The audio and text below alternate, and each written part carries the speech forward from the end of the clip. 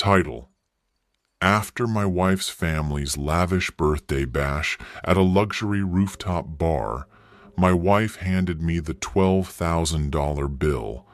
Once I paid, she threw me out saying, "You're boring. I want a divorce." Then laughed, "My boyfriend is driving me home." Her father smirked, "You were just a sponsor, always been." I walked out without a word. But an hour later, they called me in a panic. Chapter 1. The check that broke me $12,000. That was the final amount on the bill they slid in front of me, neatly tucked inside a black leather folder embossed with gold trim. I stared at it in silence. All around me, laughter echoed across the rooftop bar. Champagne corks popped. A DJ dropped a new beat. My wife, Talia, sat at the head of the table, glowing in a crimson designer dress and dripping in jewelry I had paid for. Her family surrounded her, loud, smug, sipping $400 cocktails like water. They hadn't even glanced at the menu once.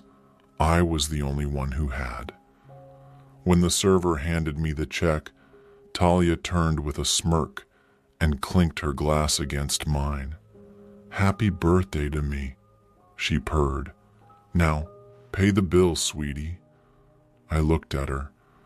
Something in her eyes felt off, like she was savoring something deeper than just the attention. I pulled out my card. No one said thank you. The moment the payment went through, Talia stood up and clapped her hands for attention.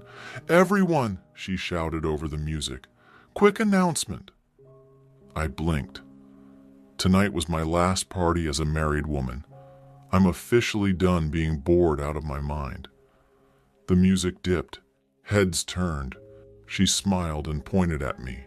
"He's dull, predictable, and frankly, a wallet. Nothing more." Gasps rippled through the crowd. Her father chuckled and added, "We always told her, find a sponsor first. The fun can come later." The words punched me harder than any fist. Then I saw him, some smug, muscle-shirted guy leaning against the railing, keys to a Porsche dangling from his fingers. Talia sauntered over and kissed him full on the lips. "He's driving me home," she called over her shoulder. "Don't wait up, loser." They all laughed. I didn't. I simply stood up, straightened my jacket, and walked away. No shouting, no begging, no questions, just silence. But exactly 1 hour later, my phone buzzed. Unknown number, then another, and another. Voicemails, missed calls. And finally, a single panicked text from Talia. "Please come back, something's wrong." I smiled, because by then, something very wrong had already begun. Chapter 2. The Panic Hour. When I left the rooftop bar, I didn't go home. I went to the office, not my day job, not the corporate gig everyone thought I slaved away at while sponsoring Talia's lifestyle. I went to the real office, an unmarked building, 5th floor, no signage, just a biometric lock and the soft hum of encrypted servers behind the door. You see, while Talia and her family thought I was some quiet 9-to-5 pushover, I had another life, one I built slowly, in secret. Tech security consulting, black ops data recovery, high-value asset tracking, and more importantly, digital forensics. Because you don't get betrayed like that unless people assume you're blind. And when they think you're blind, they stop hiding things. For the last 6 months, I had suspected something. The late nights, the mysterious charges, the way Talia suddenly insisted we separate finances. So I did what I do best. I listened. I tracked. I documented. That smug guy with the Porsche? I knew who he was a month ago. Daniel Reyes, restaurant owner, 2 DUIs, quiet lawsuit from an ex-employee. And now, caught on hidden cameras, installed inside my own house, slipping into our bedroom like it was a timeshare. And Talia, she wasn't just cheating, she was scheming. There were wire transfers, $5,000 at a time, going from our joint account to a shell company. I followed the paper trail. It looped right back to her father. They weren't just mocking me, they were milking me. Until tonight. I pulled up the security feed from the rooftop bar. I had hacked the building's system before leaving, just a quick data sweep. And there it was, Talia laughing, drinking, mocking me to her cousins while Daniel whispered in her ear. But around 10:07 p.m., things changed. A new man appeared. Suit, tie, lean frame. He walked up to the bar with confidence and handed the bartender a small envelope. 2 minutes later, the power cut out. Briefly, just long enough. Enough for everyone to stop laughing. And now, 1 hour later, I had 29 missed calls and a string of frantic voicemails. I finally played the latest one. Talia's voice was trembling. "Please, something's wrong with Dad. He collapsed. And Daniel, he just walked away. He said something about a setup. What did you do?" I smiled coldly and leaned back in my chair. "Oh, sweetheart," I whispered. "This is just the beginning." Chapter 3. The Fall Begins. Talia's family had always thought they were untouchable. Old money, flashy names, business ties that ran deep in the city. But old money doesn't protect you from new intelligence. I didn't return any of their calls. I didn't rush back like they expected the boring sponsor to do. I let the panic simmer. Instead, I sent a single message, anonymously. It went to every guest at that rooftop bar, to every one of Talia's cousins, friends, and business associates. Before you trust what she says, ask her who paid for her boyfriend's restaurant. Ask her where the missing charity funds went. Ask her how many people she's used before this. Attached was a link, encrypted, protected, but timed to unlock in 24 hours. And once it did, the truth would spread like fire through a dry field. Back at the hospital, Talia's father was conscious, but shaken. His vitals were normal, but the panic attack he'd suffered wasn't. Not when he saw who had walked into the bar right before the blackout. Gavin Mercer, a name he hadn't heard in 10 years, ex-business partner, the one he'd defrauded in a land deal gone bad, the one he thought had gone away quietly. Gavin was many things, but forgiving wasn't one of them. And I had brought him back into the picture for one reason, to let the old wolves eat the new ones. Talia called again, her voice now mixed with desperation and fear. "Please, we didn't know he was dangerous. We didn't mean for it to go this far. Just come talk to me. Please." I didn't answer, but I did activate the second phase. Daniel Reyes' Porsche was repossessed that morning. Turns out those shell companies they used to launder my money were registered using Daniel's social security number. I'd made sure of it, subtly replacing Talia's father's name with his months ago in the documents when I helped them reorganize their investments. Fraud, embezzlement, wire fraud. I had built it like a house of cards, and now I just breathed lightly and watched it collapse. The best part? They thought they were calling a plumber. They didn't realize they'd married a demolition expert. Chapter 4. The Legal Hammer Falls. By the next morning, I was already in a new apartment. Small, quiet, paid in full for the next year, using funds I'd been quietly setting aside for months.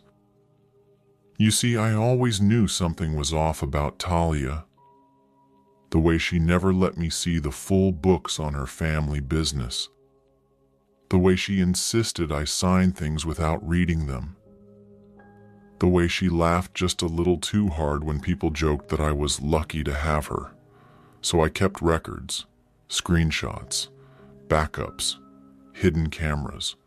Every dinner where she snuck off to the bathroom for calls.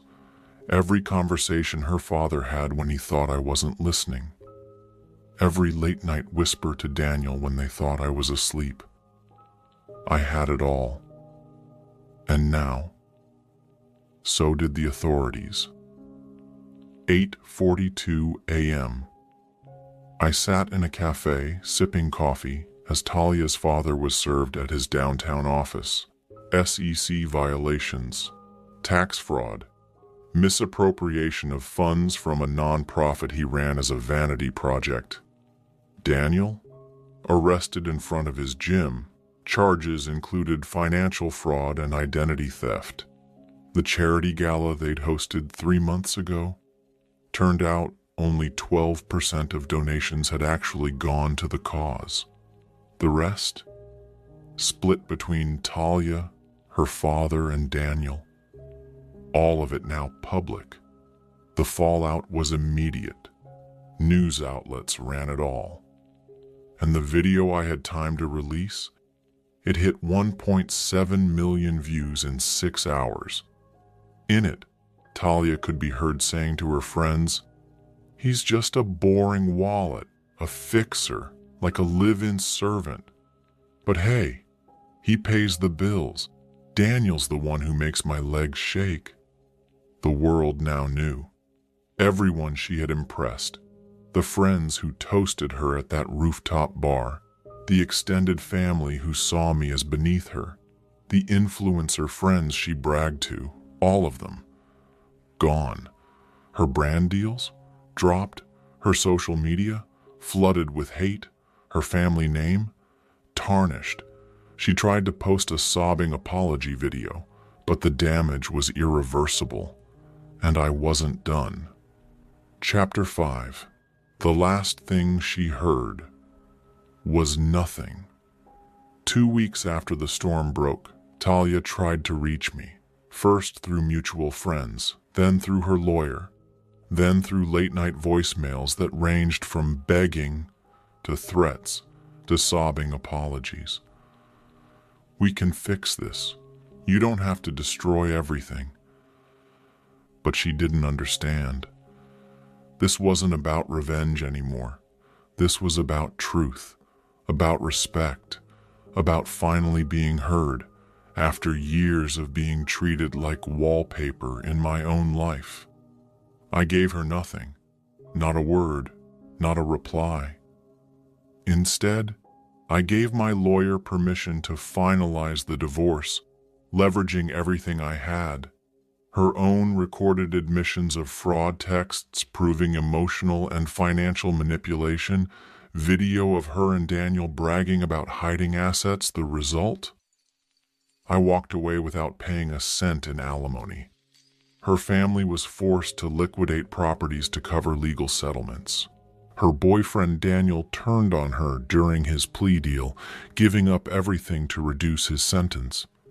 Her father, blacklisted, professionally and socially.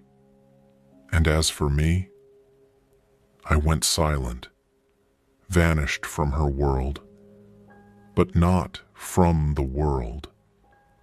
I used part of the settlement money to start something new, an anonymous blog sharing stories of men and women who had been used, cheated, or cast aside like pawns. It blew up. People wanted the truth, the raw, unfiltered version of betrayal. One day, under a pseudonym, I shared my story. It went viral. Millions read it. And guess who saw it? Talia. I know because she tried to comment, to explain, to reclaim the narrative. But no one listened. Not anymore. Epilogue. The best revenge isn't destruction. It's disappearance. I never saw Talia again. Not in court, not in public, not in dreams. And that silence, it was louder than any insult she ever threw. Because in the end, she was right about one thing. I fix things. But this time, I didn't fix her. I fixed me. And that made all the difference. If this story hit deep, hit that like button. Ever been treated like a backup plan? Tell your story in the comments. Subscribe for more stories where karma comes dressed in truth and walks away smiling.